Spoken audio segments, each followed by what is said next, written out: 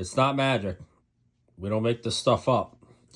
But if you need to know what's going on inside your heating system, this is a Tridicator. This one's been loved previously, but this is telling you the temperature and pressure of your hydronic heating system in comparison to its set points. So this has a probe that goes inside of the water jacket somewhere in your heating system. And it may be inside the boiler, or it may be in a T leaving the boiler.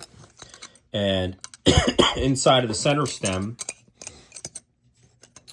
there's just a spring thermometer that's inside there. So that's what's giving you your temperature readout here.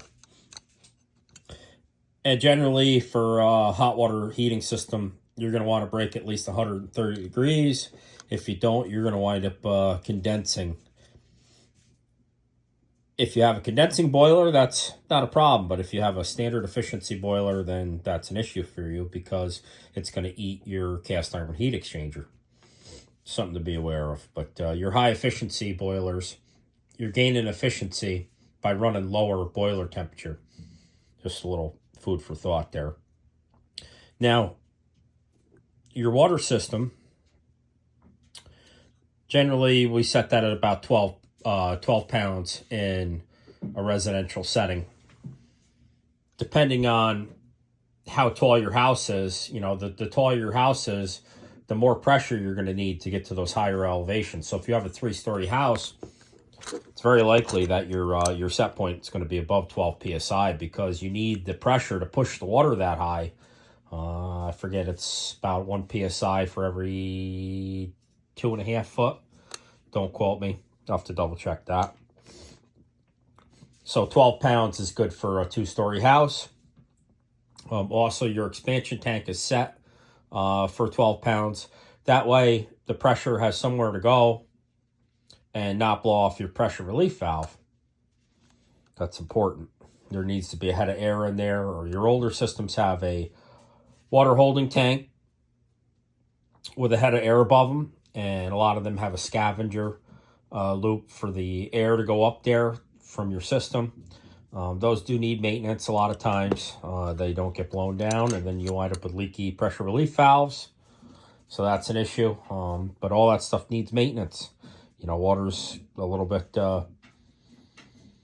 corrosive, especially in these heated environments. Your pH will fluctuate. That needs to be checked in, especially your high efficiency systems. The pH is going to fluctuate because you're running those low temperatures and you're making acid and whatnot.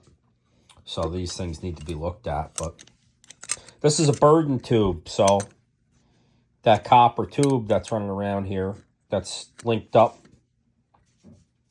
to this gear that's going out to your pressure there.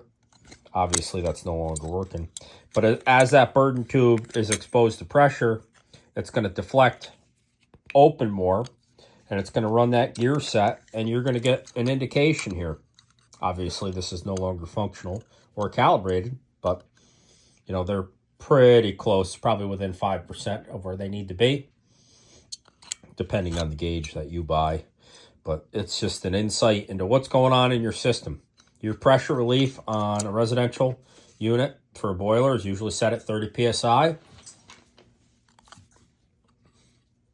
Those have rubber seals in them. They do wind up dripping after a number of years because oxygen is corrosive and rubber doesn't like oxygen. So it is what it is. So just consumable things. But this has a lot of information on it as to what's going on in your boiler.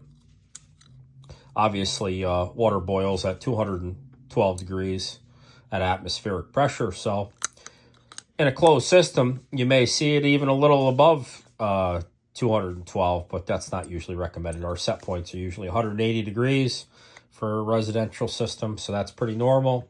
And the lower that goes, if you have, say, a high-efficiency thermostat or an outdoor setback, if it's 55 degrees outside, you're not really going to need 180 degrees to heat your house. So the outdoor reset will actually reset the temperature curve. So you may only get 150 or 140 degree water, depending on how your system is set up and what it's doing for calculations.